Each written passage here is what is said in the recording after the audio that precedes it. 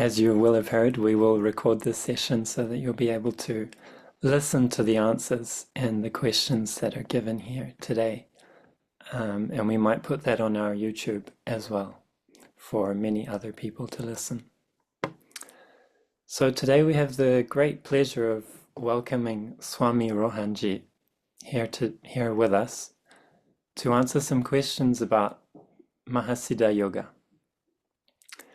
And this is on the back of a program which Advait Ashram have recently launched about Siddha Yoga, really going into the foundational topics, concepts, processes behind something that is quite unknown to many of us, even though we are on a spiritual path or we know what yoga is. So thank you, Rohan, for being here today, for answering some of these questions and for sharing your wisdom and your experience with us. It's a pleasure. Thank you. Thank you for organizing this. And I did not know it was going to go on YouTube. So yeah, I'm a little more conscious now.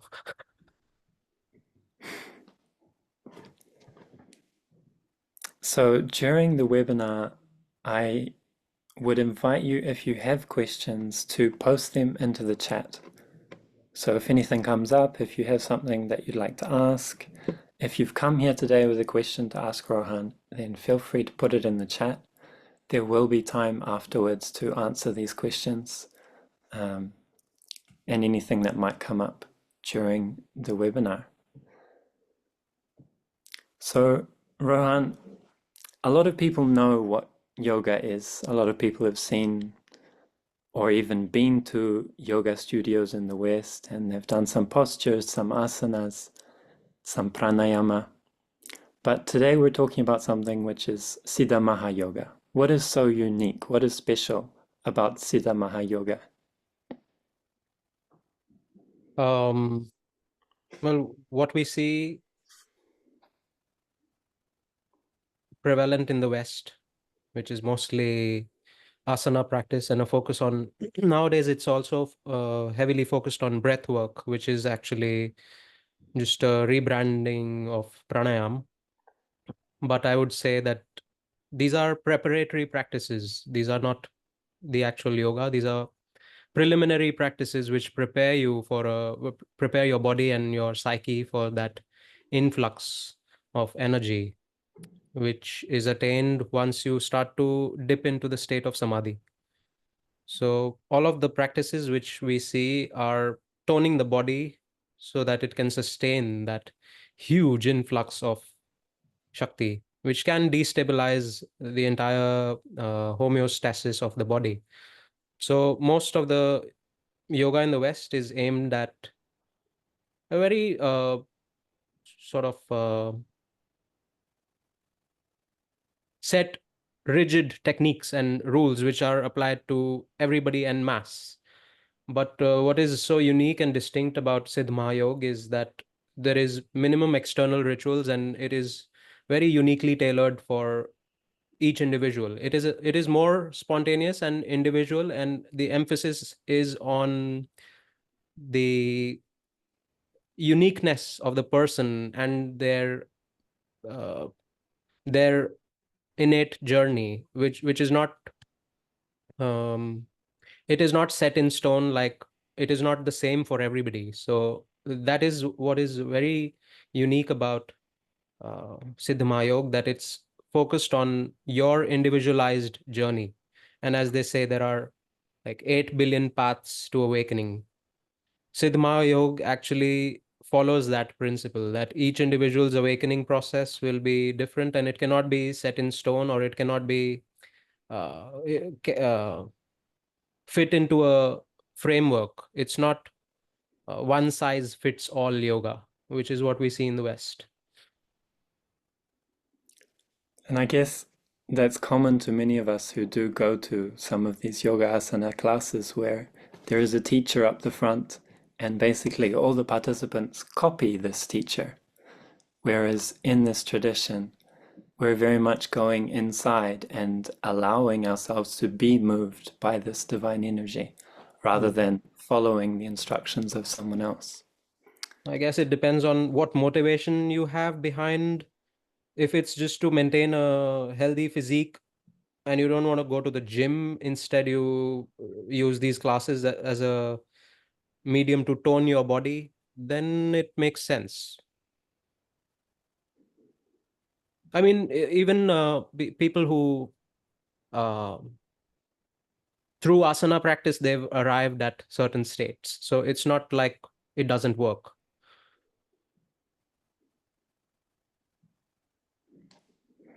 And how can someone start on this journey? We talk about initiation in Siddha Yoga, but does that Hmm. mean that I have to start reading scriptural texts and believing in Shiva and Shakti and going through a religious practice? Or is this something that can meet me with whatever practice and whatever beliefs I have?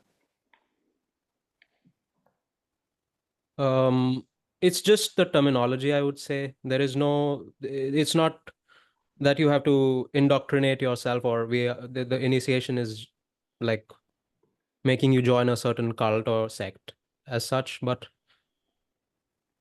it's just terminology. Like in science, you have the term, you have concepts like the unified field of awareness, or the morphogenetic field, or the akashic field, as Tesla would call it. Here we are simply naming that field as Shiva Shakti. So no, I would say religiously you don't have to convert yourself, because Hinduism is largely a way of life. It is not a religion. It is not a dogma. It is not telling you to do this or that. It is showing you that life can be lived in a certain way with a certain intensity. And for that, you don't have to convert to anything. You just have to experiment on yourself and realize your own true nature, which does not require you to wear certain clothes or dress up in a certain way, or have change your name into something.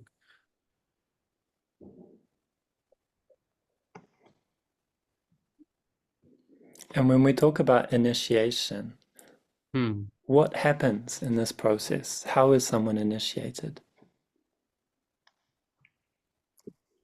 When commonly we function, we have a certain amount of electric potential flowing through us. Initiation is simply increasing the flux of that flow, that electricity, that bioelectric potential within us, which is nothing other than Kundalini. So initiation is opening the floodgates which are restricting this flow of energy. Simply, initiation is not into a sect or religion again. So it's something that happens in the body and in the energetic field rather than in the level of beliefs and thoughts. The beliefs and thoughts, of course, shape and transform and propel further, enhance this biological process even furthermore. But at the same time, it is divinely coded within your very being. Every fabric of your being is supposed to evolve in this way and to release this current. So it is this evolutionary potential within you that is released, and that is initiated, so to speak. And the beautiful part about this is that when you study science, when you study maths, when you study philosophy, you don't become maths, you don't become the philosophy. But the beautiful part about this is that when you study about Shiva, when you study about consciousness, you become more of that. Interesting, isn't it? Hmm. You become what you study, you become what you are contemplating upon. You already are that, you just become more of that because you're contemplating on that, which cannot happen with any other subject that you can possibly study. You will become an expert on that subject. You won't become the subject itself.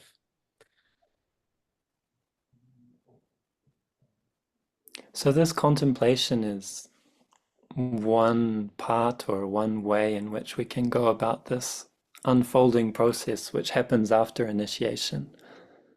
What else does this unfolding process look like? What happens, and what can people expect after initiation, and what is the path that's unfolding?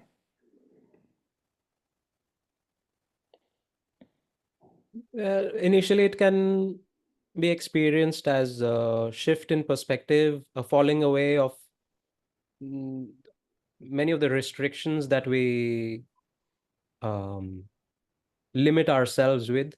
So we begin to experience that all of that falls away or starts to slowly thin out. Fears fall away. Inhibitions, they seem meaningless. There's expanded states of awareness. And sometimes if we are carrying excess baggage, emotional, mental, psychic trauma, then all of that comes up to surface for us to deal and live in that whole experience. So it can feel like a lot of illumination. At the same time, when there is illumination, the shadows lurk out as well. So both the process of divination and shadow exploration, they happen together. And there can also be some physical markers. Of course, the body, the biology goes through certain changes.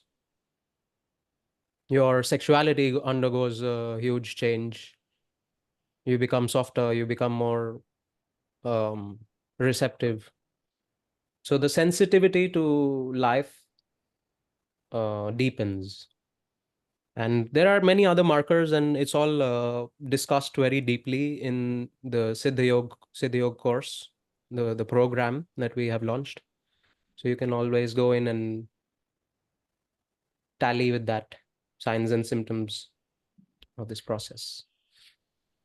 And of course, like these are just very commonly observed markers, but for each individual, it's going to be unique, as we already discussed. It's a uniquely tailored yoga. We're making a custom suit for you to yogin.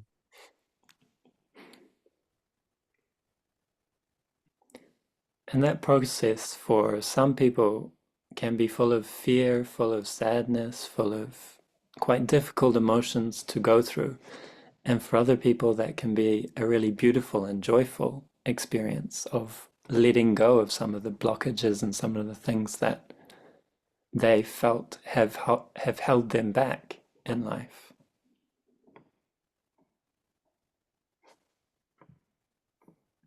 Yes, depending on the inner attitude. You can either say, "Wow, I'm fucked," or you can say, "Oh, I'm so fucked." It's about it's about the way you see it. And that's something that we can choose when we're going on this process. Well, there is always a choice, but of course we are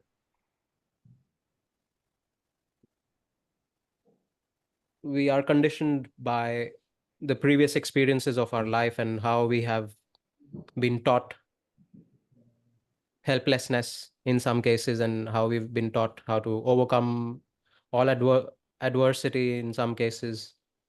It's also depending upon your upbringing, how you saw your um, parents dealing with situations, and how you have developed this attitude of how you either feel helpless or you uh, rise up in the face of any adversity.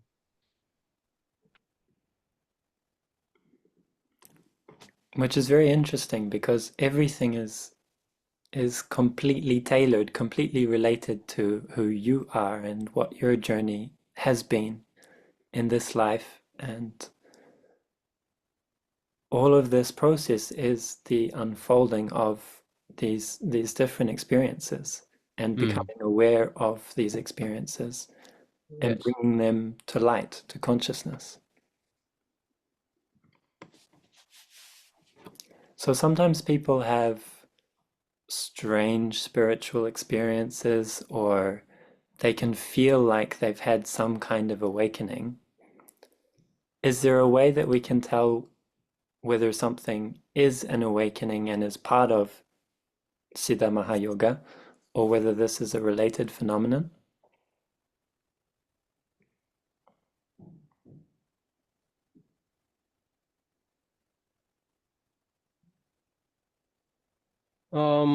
In my experience, when somebody says, "Oh, I've had an awakening so and so many years ago, and now now I'm experiencing this and that," they're usually having glimpses and certain states, which are a precursor to that final expansion. Because when this influx happens, then there is no one left to claim that they awakened. There is nobody that awakens. You awaken from the dream of being a somebody. So the very verbiage that a person uses can tell you where they are, what they've experienced. The very standpoint that they hold, either they are speaking from a first person or a third person, that itself can sometimes be a marker of where the person is at in their process.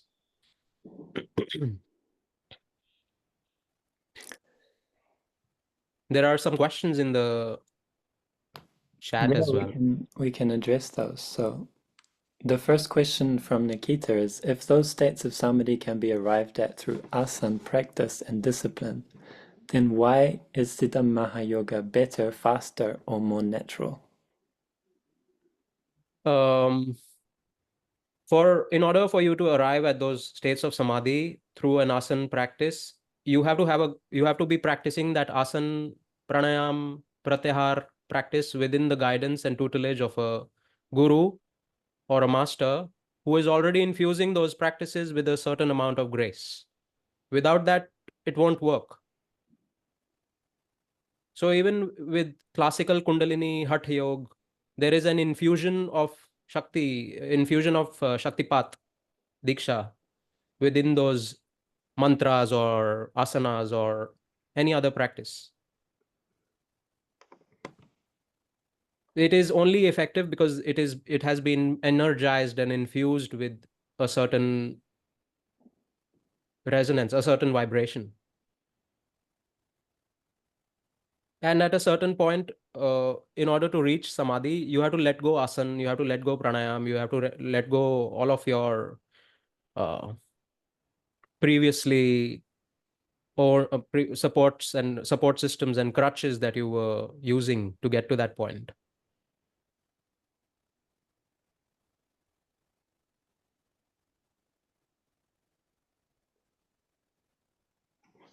And the second question, Siddha yoga is just more direct, I would say. It's just no beating around the bush, it's just direct impact.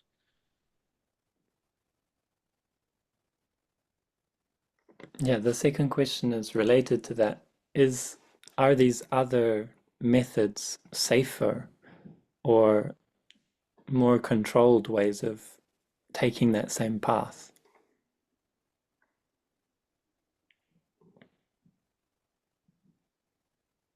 If there is deep psychological imbalances, then yes, I can say to some degree safer, slower, more regulated. But if there is an influx and if there is a huge release of prana and there are some psychological imbalances, even with the most controlled practices, even with the most controlled, structured framework, those aspects will come up. You will have to deal with some level of psychosis even then. Some of the most unhinged, egotistical people I've met are yoga teachers. So yeah.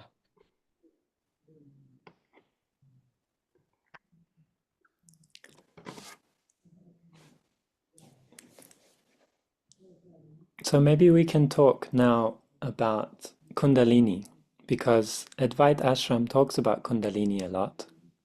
The journey that people go through involves this thing called Kundalini. But maybe you'd like to explain more about what Kundalini is it an energy, and how is it related to other forms of energy like chi or these vibrational frequencies, which you've been talking about?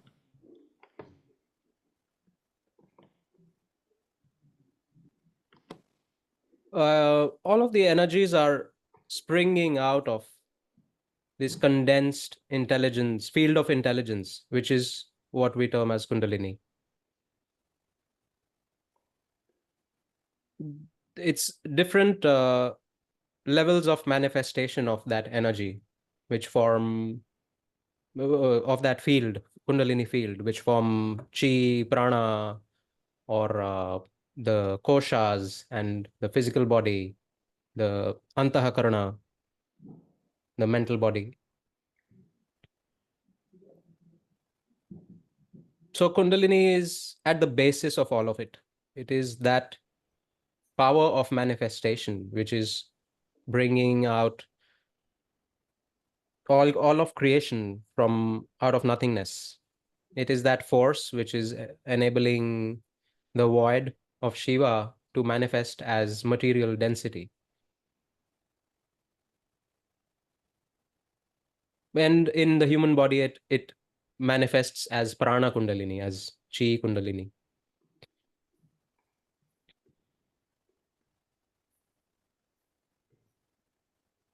There is a very well detailed description about kundalini and the various manifestations of it within the course, within the program. You can go ahead and read. It's one of the first modules discussing the entire like mechanism of kundalini as well as the philosophical standpoint, which is based in Kashmir Shaivism. And we're seeing a lot of people now talking about Kundalini and talking about Kundalini awakening. And it seems like something that's not just happening in India with ancient traditional practices, but something that's kind of worldwide, that's going on all over the planet. And I have heard you talking about the evolution of consciousness. So, why are so many people experiencing this Kundalini awakening, which in some cases is spontaneous? And what is happening? What are we going through?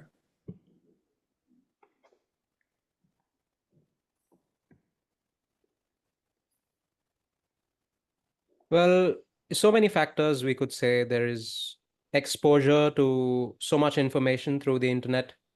Everybody can research topics on their own. They can learn about things as well as uh, factors such as stress, increased amount of stress, trauma, that can release Kundalini. And also with the growing awareness, when one person awakens, the propensity of people around that one person awakening increases tenfold.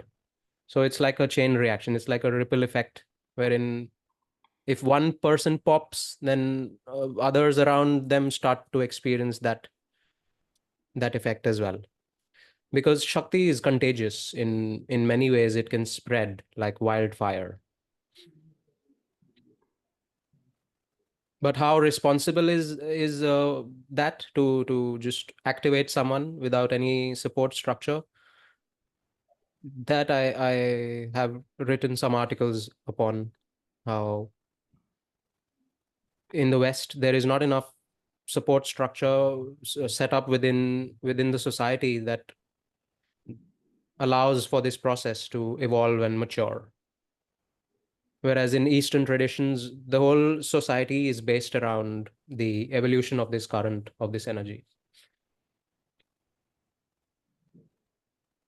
So do you have one or two pointers or tips for people who might be in the West and find themselves suddenly going through this kind of experience? What should they do? Where should they look? Find a support community, find a sangha, because it's not about the individual. Ultimately, it's a collective process. Sooner or later, when you mature into this process, you will realize it's not about you. It's about collectively gathering and enhancing this bliss field.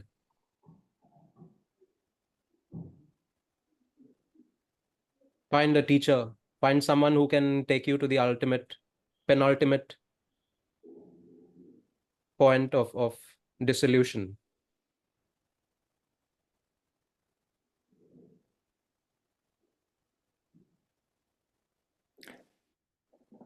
And what are some other things that this teacher might be able to offer on the path? And do you think having a teacher is necessary, or can we simply be part of a community of people who understand us? A teacher is, I would say, in my opinion, it is necessary, because otherwise there is nobody to confront you in dialogue.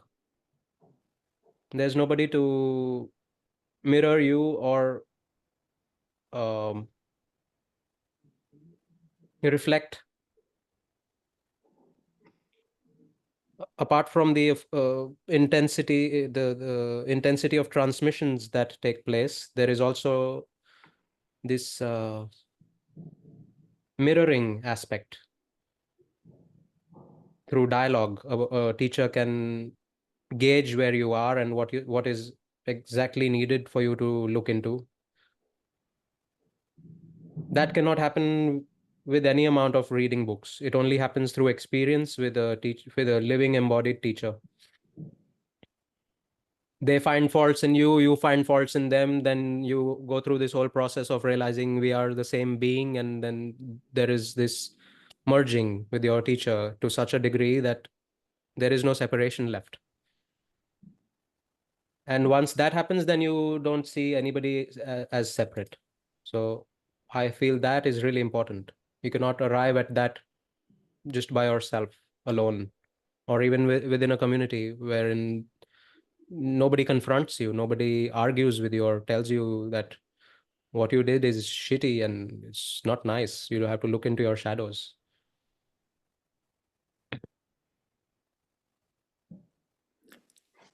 And someone's just asked us, can you suggest a teacher in the UK? A lot of what Advaita Ashram does is online. A lot of our teachings are online. Do you think there's a difference between being online and being in person? Well, definitely there is a difference, because once you're in the proximity of a teacher, and this has been experienced by many, that once they are within a field of radius that it spreads out around 10 kilometers from where I am physically, they start to experience certain kriyas, spontaneous movements. So of course that is more prominent when you are within the vicinity of your teacher. Living with an embodied Kundalini embodied person is also challenging, because you will constantly be faced with your inner demons, shadows. It's not easy to live around your guru, so you have to like titrate it only a few months at a time.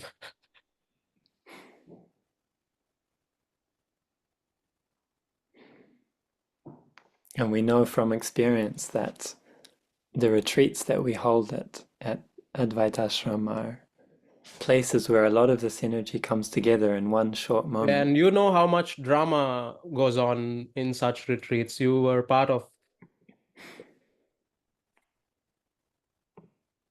Hmm. Running a physical ashram is a lot more of a responsibility.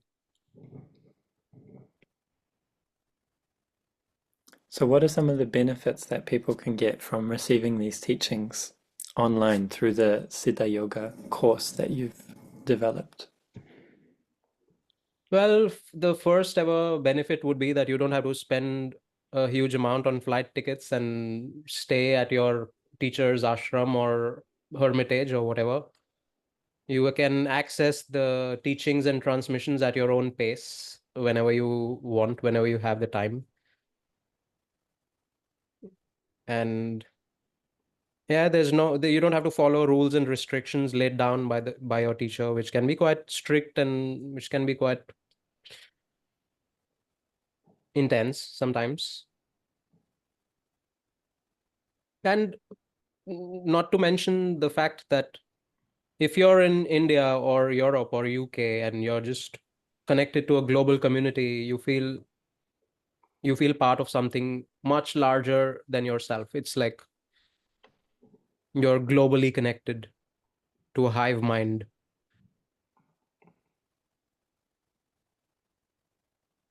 And of course, we are readily available on the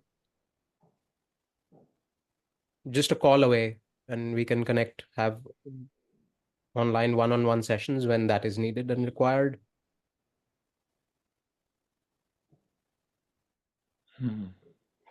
So I've seen there's another question here from Niraj. It's been 7 years since I've been initiated. I've been sitting for sadhana. I was irregular. Now, it was irregular, but now sitting regularly since a couple of months. But this person is not seeing much progress. And we talk a lot about progress and the illusion of progress on the path of Siddha Yoga. Do you have any ideas or thoughts for Niraj? I would ask what progress would look like. Is there any expectation on what it is supposed to look like or be experienced as? And then I would say, what can I do to have a steady growth in my sadhana? I would suggest joining the weekly transmissions that can boost and amplify. And sometimes it's actually too much progress if you join all 4 sessions in a month. There's no time left for you to integrate. There's just one after the other uh, transmissions hitting you with it. Right now, I'm living in Paris, and it's a big city. There's a lot of people in Paris, and there's also a lot of propositions. And so it can be very easy to get into the trap, I guess, of believing that, okay, on Monday I've got Reiki, and on Tuesday I'm going to yoga, Wednesday I've got my therapy session, Thursday Shaktipat, and Friday I'm singing.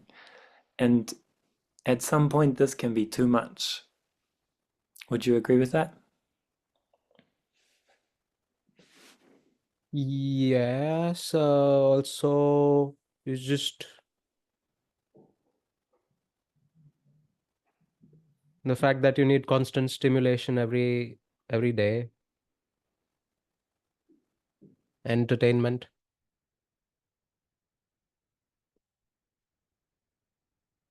I don't know. To each their own, I guess. If it floats your boat.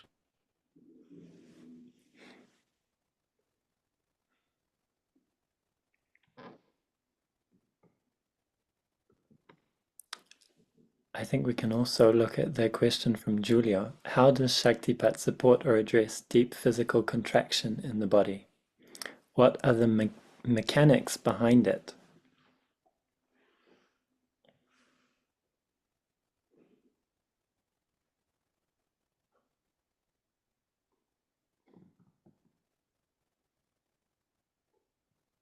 The transmissions are what unwind the contractions in the body.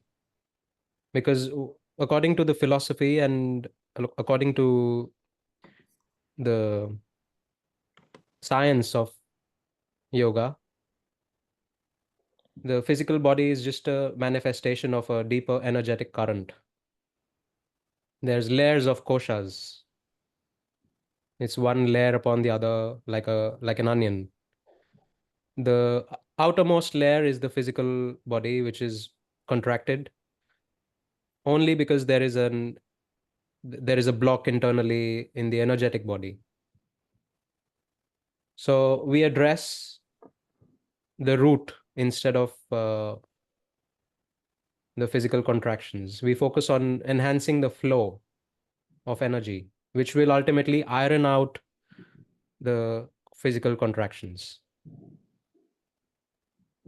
But of course, if there is, if necessary, the physical contractions can also be addressed through massage, through, as I know, Julio has contractions in the core of his body. There can be some practices like chi nesang or internal organ massage, craniosacral work, deep tissue, fascia release. All of that can support the flow of energy. Asana practice as well, in such a case where the physical contraction is intense. You need to stretch out, decompress, contract and open up, expand further. So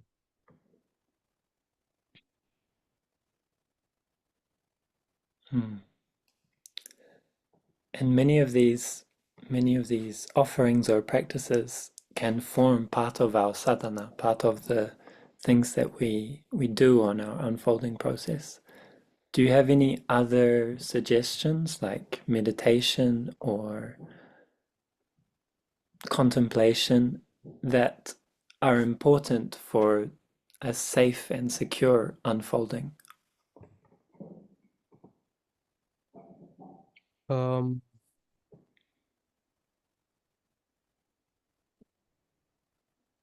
most of the times the practice or technique present themselves along your journey if you're receptive enough, and of course in a dialogue with a teacher who can observe how your unfolding is happening. But there are, according to Vijnana Bhairav Tantra, there are 112 techniques. One can, these are micro meditations, contemplations, breath work, visualization practices that you can employ. And there's a course coming up on that as well. So we'll be launching that soon at some point during the next year. But of course, I take many practices from that and suggest in one-on-one sessions when I'm addressing somebody. It's very unique. It's very specific to the person and what is needed for that person. The upaya is dependent upon the state of consciousness the person is arrived at, attained at. And we often say that the path of Siddha Mahayoga includes all paths, it includes all practices. And some of the people here might be practitioners of Reiki, or they might be yoga teachers, or they might have another practice or another teaching that they're sharing. Can they be initiated into Siddha Yoga? And what will happen with their practice? Whether you're already a teacher, therapist, your work and offering will be enhanced. It will be amplified. Whatever you do, whether it be massage or energetic work or healing or this or that, although we don't suggest doing all of that with an awakened Kundalini, but all of that is the basis of all of that is this Shakti. So any and all holistic practices that you follow or provide to others will be enhanced. You will begin to notice the effects.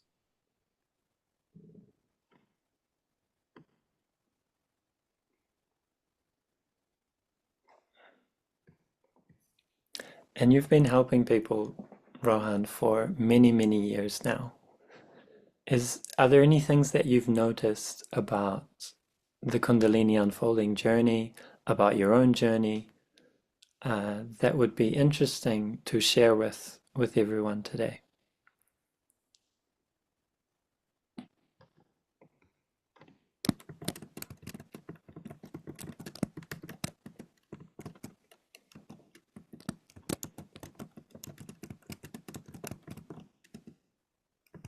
Well, as I understand it,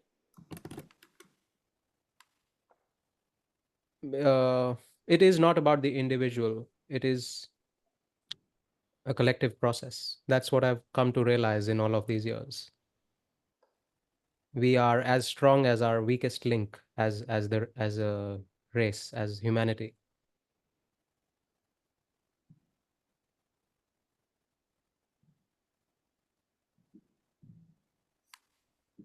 And I feel this is the only work that makes sense in this day and age.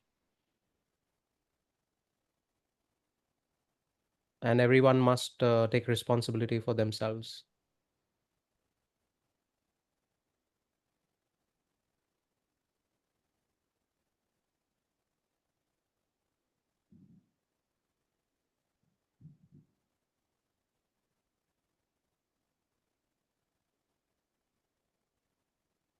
In my own experience, even after receiving in several initiations from the Tirth lineage, Nath lineage,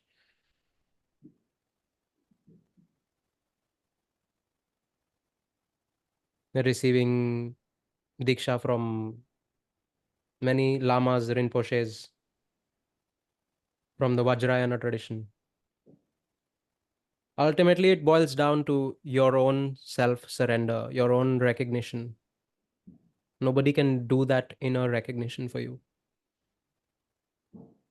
A teacher, guru can speed up your process, help you not fall too deep into pitfalls. But at the end of the day, you have to walk.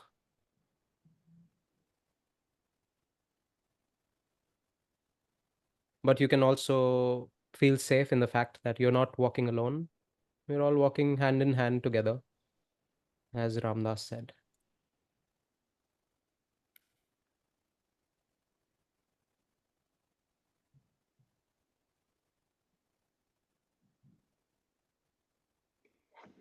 I think that's a beautiful place to end the questions that I have for you, Rohan-ji. So thank you very much for your time with us. I would invite everyone, if they do have more questions, to post them into the chat, or you're welcome to turn on your microphone and ask Rohan-ji directly. I see that we have two related questions, or three now. Niraj asking, I have been initiated by another master. Would it be okay to join this Sangha?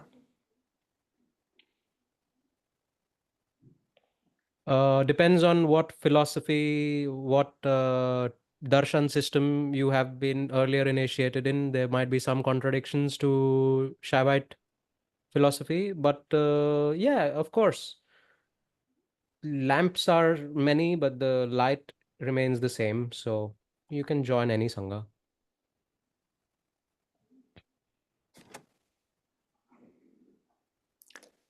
And there's also another question. Can you shed some light on falling in love with the Guru after an awakening process? Does this phenomenon affect the progress in the meditation journey? Yeah, definitely affects and this is a very common phenomena. And there is no escaping it either.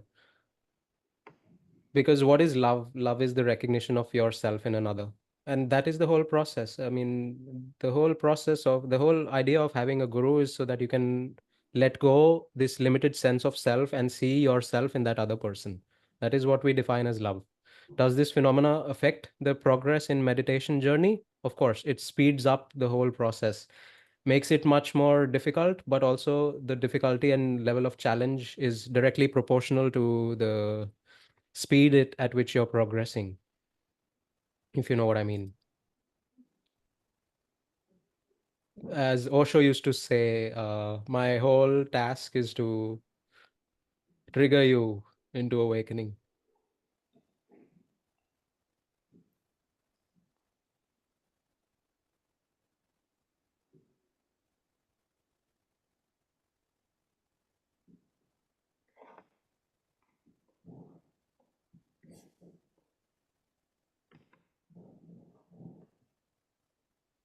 Are there any other questions that people would like to ask?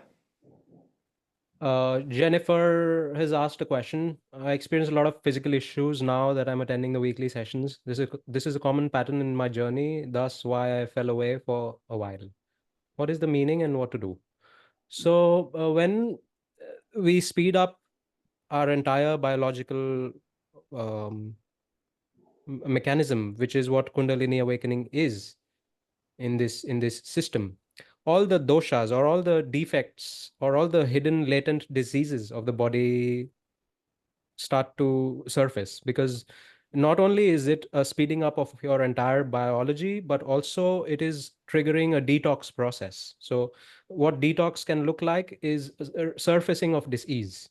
In order for you to adjust to these issues, you could take some herbal concoctions or take the help of a traditional Chinese medicine, um, or Ayurvedic practitioner near you,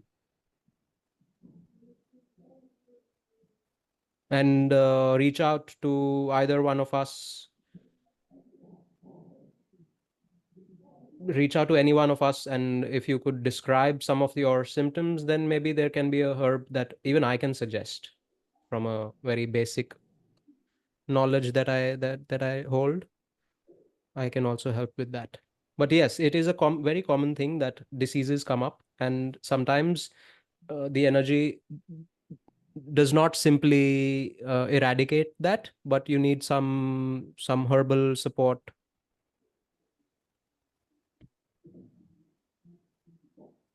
So yeah, Jennifer, please feel free to reach out at some point or book a session or something.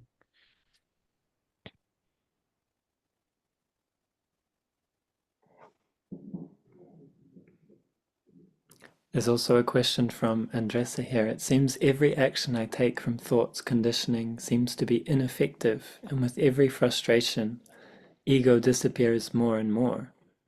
Do I have to frustrate my way towards enlightenment?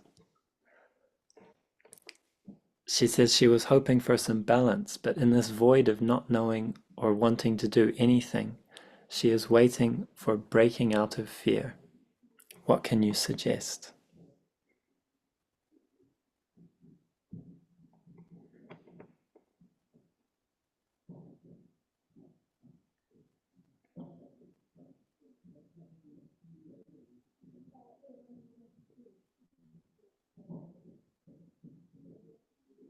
Well, there is some tension that is required for you to break free from your current paradigm, of course. That tension can be in the form of frustration or deep longing, uh, or divine love, or whatever form it can take. It's just some of the deities awaken through anger and rage as well. So any emotion can take you in that state if followed through. Frustration is also a longing in a way. It's a longing of being in that blissful state. And there is sadness and anger and frustration when you're out of that blissful state.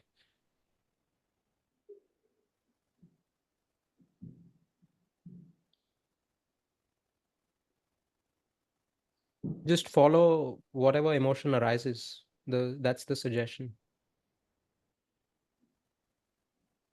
Stay with the frustration. Look behind it.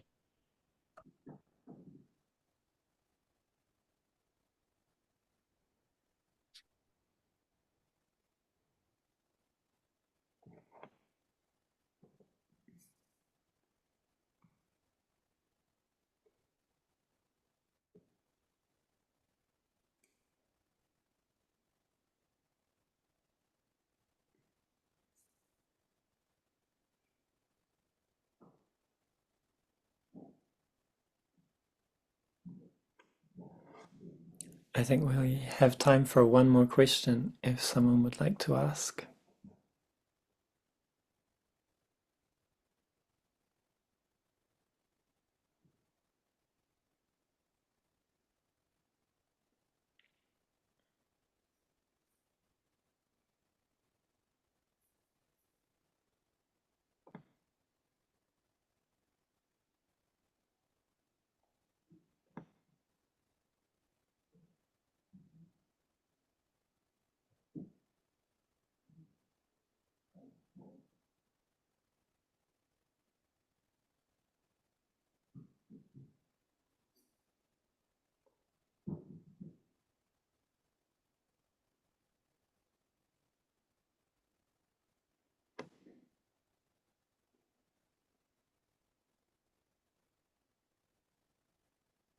Seems that's it. I think that's it. Rohan, would you like to tell us a bit about the Siddha Yoga program and how people could join if they're interested in joining? Yeah, so it's a self-paced program, and you can simply either uh, join in for an entire year or take it month by month if you would like. Depends on what is your availability, how quick and fast you want this process to unfold, because also joining the course means that you're receiving 4 transmissions in a month, as well as the full moon, and on top of that we are doing Navratri special and solstice and equinoxes as well. So there'll be intensity and ample of transmissions happening. At the same time, there is um, content which can be which you can consume at your own pace. There is going to be a live chat, resources, and regular question answers. And it's very well structured. I mean, if you look at it, I can post a few screenshots at some point in the free community, and you can see how it is structured. We take you through the entire Kundalini process, and then there is exploration of the philosophy of Siddha Yoga and Shaktipat. Then we go through the entire process of initiation, and then we discuss what sadhana or spiritual practice looks like. And most importantly, we address how to balance and integrate, as well as how to live with an awakened Kundalini. So, embodied living as an important aspect. Most Kundalini activation practitioners miss out upon. So, that is something very essential. Yeah, so you can interact regularly, you can ask questions. There is a list of frequently asked questions that we address every week, every month. And you can have direct access to any of us through this course.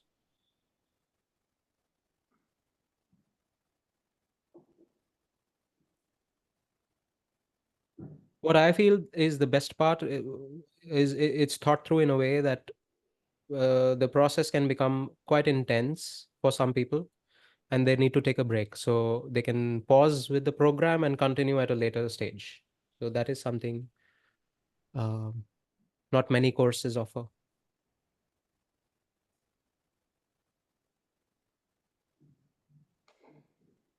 And also, this course would enable and make you eligible for the other courses that we will be offering at a later stage, which are more advanced philosophy, as well as experiential philosophy, as well as um, metaphysical and tantric concepts, science of Shaktipat, how to give Shaktipat. At a certain stage, we'll be teaching how to do that as well. But for that, you'll have to be taking this course and then become eligible for the higher transmissions and teachings to be passed down.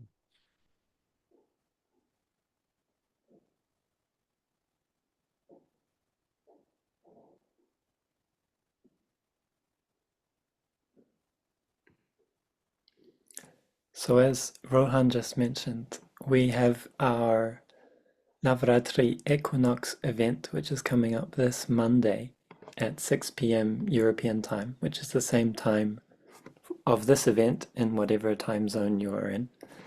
That's coming up on Monday. Monday is also the start of our 7-day chakra balancing Shaktipat transmission. So each day we go through the different chakras and offer guidance and transmission regarding this particular chakra and how to balance it, and some of the things that come up when we are working with these different chakras of the body. On Wednesday, we also have our weekly Dhyana Shaktipat Satsang, which happens every week. It's happened every week for several years, and that is one of our key offerings at Advaita Ashram. So you're more than welcome to have a look at the link that I posted in the chat, which leads you to the information about the Siddha Yoga program. Otherwise, you can get in touch with myself, with Rohan, with Turyatita, who is also an Acharya with Advaita Ashram, Yari, who is also there, Lucy, who is also with us, and if anyone speaks Japanese, with Akiko. So thank you all so much for coming today, for your beautiful questions. Thank you also, Rohan-ji, for answering and for sharing your wisdom with us.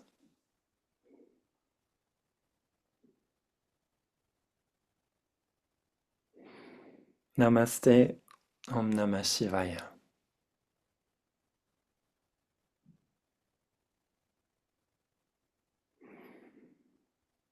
Thank you.